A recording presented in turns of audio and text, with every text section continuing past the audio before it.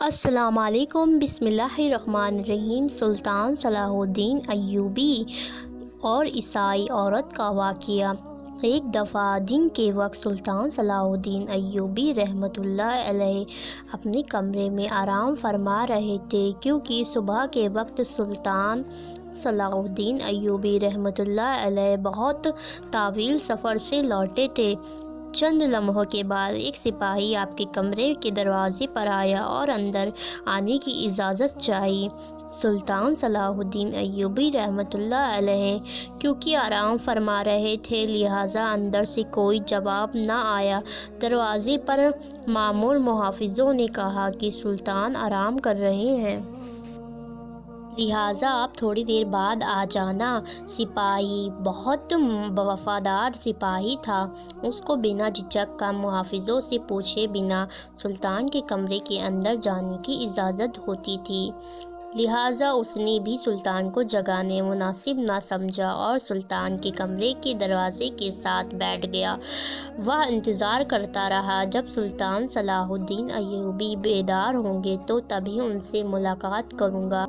چند لمحے گزرنے کے بعد سلطان صلاح الدین ایوبی کی آنکھیں کھلی تو اندر کی طرف حرکت سے باہر معلوم ہوا کہ سلطان نیند سے بیدار ہو چکے ہیں۔ سپاہی نے اجازت چاہی اور اجازت ملنے پر کمرے کے اندر چلا گیا۔ سلطان صلاح الدین ایوبی رحمۃ اللہ علیہ سپاہی سے پوچھے، ایسی کیا خاص بات تھی کہ تم نے اتنی دیر سے کمرے کے باہر انتظار کر رہے؟ سپاہی یہ سن کر بڑا حیران ہوا کہ سلطان کو کیسے پتہ چلا کہ میں باہر انتظار کر رہا ہوں۔ تو سپاہی سلطان سے کہا، سلطان معظم، آپ تو نیند میں تھے، آپ کو کیسے معلوم ہوا کہ میں باہر کھڑا آپ کا انتظار کر رہا ہوں؟ تو سلطان صلاح الدین ایوبی رحمۃ اللہ علیہ نے، وہ انسان کبھی فتح سلطان نہیں بن سکتا جو سوتے ہوئے دیکھ نہ سکے، کچھ سن نہ سکے اور کچھ محسوس نہ کر سکے۔ فتح سلطان اور بہادر سردار وہ ہوتا ہے جو سوتے ہوئے بھی سن سکے اور دیکھ سکے اور محسوس بھی کر سکے۔ سپاہی بڑا حیران ہوا، پھر سلطان نے پوچھا، بتاؤ کیا بات ہے؟ اس نے کہا، سلطان معظم، شاہی حکیم صاحب آپ سے ملنا چاہتے ہیں۔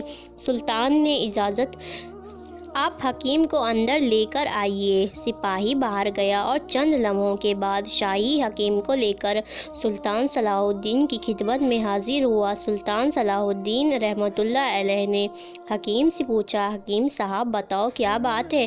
آخر آپ کو مجھ سے اتنی جلدی میں ملنے کی کیا ضرورت تھی؟ شاہی حکیم صاحب نے کہا، حضور، ایک بات ہے جو مجھے کئی دنوں سے پریشان کر رہی ہے، اس سلسلے میں آپ سے بات کرنی ہے۔ سلطان صلاح الدین ایوبی رحمۃ اللہ علیہ نے پوچھا، بتاؤ کون سی بات ہے؟ تو اس نے کہا، سلطان اے معظم، میرے حکیم خانے میں میری بہت ساری شاگرد میں سے ایک شاگرد ہے جو کہ ایک خاتون ہے اور عیسائی مذہب سے تعلق رکھتی ہے۔ اس نے اسلام کے بارے میں بہت کچھ سیکھا ہے اور بہت کچھ پڑھا ہے، لیکن اس کے ذہن میں چند سوال ہیں جس کی وجہ سے الجھن میں ہے اور ابھی تک مسلمان نہیں ہو پائی۔ وہ چاہتی ہے کہ مسلمان ہو جائے، لیکن ایک سوال کا جواب میرے پاس نہیں ہے، جس کی وجہ سے وہ ابھی تک مسلمان نہیں ہوئی۔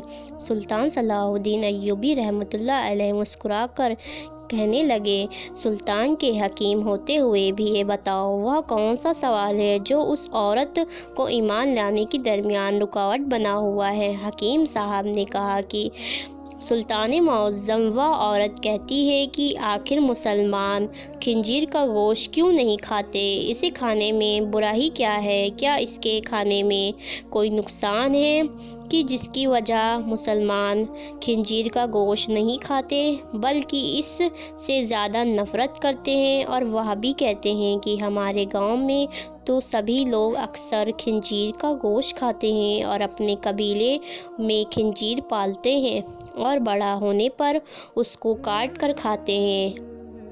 سبق لے کر اپنے گھر واپس جاتی ہے تو اپنے گھر والوں کے ساتھ خوب خنزیر کا گوشت کھاتی ہے، کیونکہ یا تو اس کے لیے خنزیر کا گوشت میں میسر نہیں ہے۔ میرے پاس اس کا سوال کا کوئی معقول جواب نہیں تھا اور میں نہیں جانتا کہ کس طرح سے ممکن کروں، لہٰذا آپ اس کے نور ہدایت کی طرف آنے کا ذریعہ بنیں اور شاید وہ غیر مسلم عورت مسلمان ہو جائے۔ یہ سن کر سلطان صلاح الدین ایوبی رحمۃ اللہ علیہ نے حکیم سے مخاطب ہو کر کہا کہ کل تم اس خاتون کے ساتھ دربار میں حاضر ہو جاؤ۔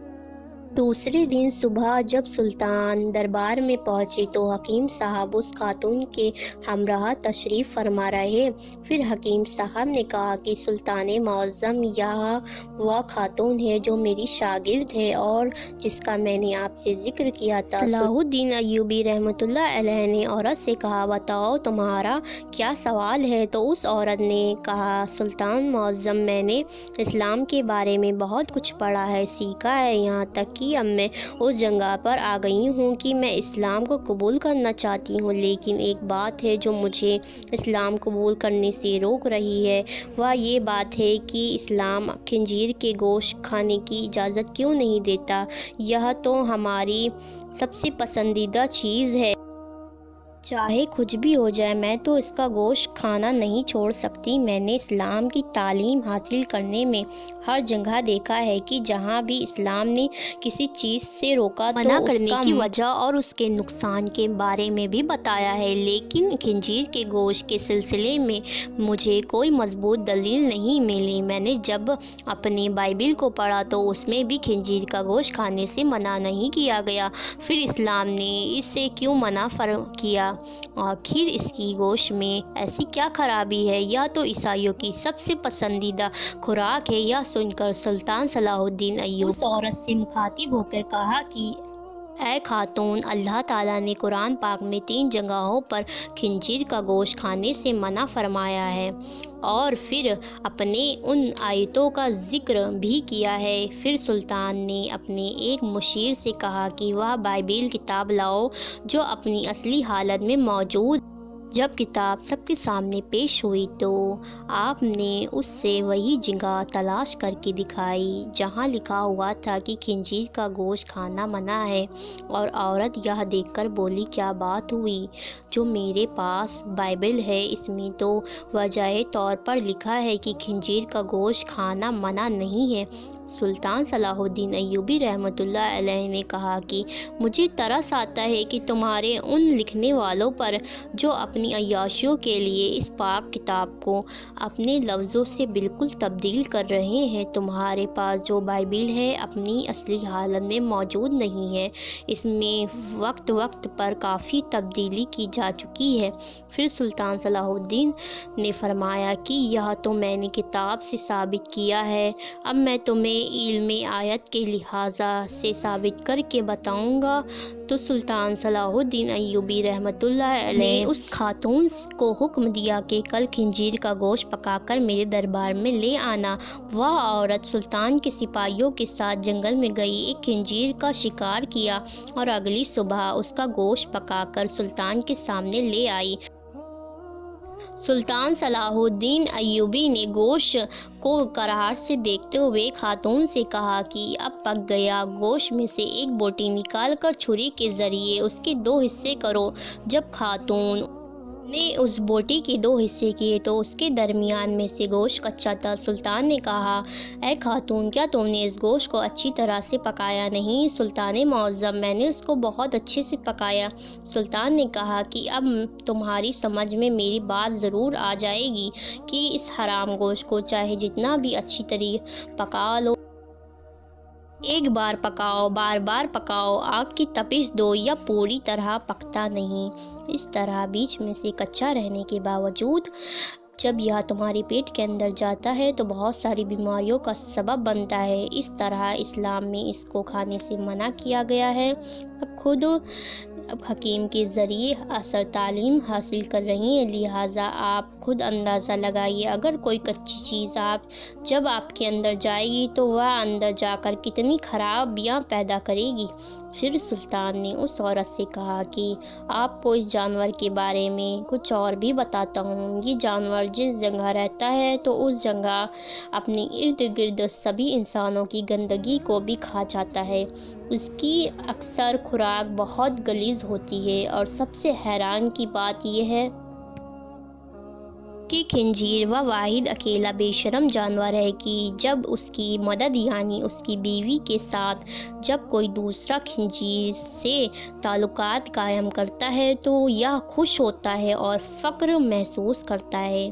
وہ واحد جانور ہے جس میں اتنا زیادہ بے شرمی بھری ہوئی ہے۔ آپ خود دیکھیں کہ جب آپ ایسے جانور کا گوشت کھائیں گے جس کی بنیاد غلاظت سے بھری ہوئی تو وہ آپ کو کیا فائدہ دے گا۔ کہ یہ سن کر وہ عورت سلطان صلاح الدین ایوبی کی قائل ہو گئی اور کہا کہ سلطان معظم، آپ مجھے اپنی زبان سے کلمہ پڑھائیں۔ سلطان نے اس عورت کو کلمہ پڑھایا اور تمام دربار میں اللہ اکبر کے نعرے سے بلند ہو گیا۔